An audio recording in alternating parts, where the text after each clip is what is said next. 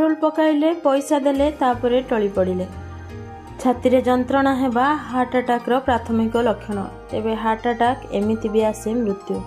आज भुवनेश्वर रो एक petrol pump को जने व्यक्ति जाई पेट्रोल भरिले। पैसा दे सारी बाइक स्टार्ट कला बेले हठात पड़ी गले। तले पड़ी जिबा परे पेट्रोल पंप कर्मचारी उठाई एक स्थान रे बसाई देथिले।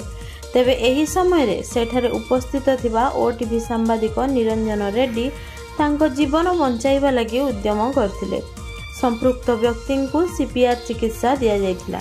एमिति हेले कोन करबा आसंतु जानिबा। जनकर निश्वास प्रश्वास जनित समस्या देखा देले बा हृदस्पंदन बंद हेबा अवस्था रे एभली जरूरीकालीन चिकित्सार व्यवस्था करा जाय थाए। सीपीआर चिकित्सा पाइबा परे से व्यक्ति जनक सामान्य रेस्पॉन्स करथिले। परे पीसीआर भैन आसी तांकु कैपिटल हॉस्पिटल नेबा बेले रास्ता रे तांकर मृत्यु होइतिबा सूचना मिलछि।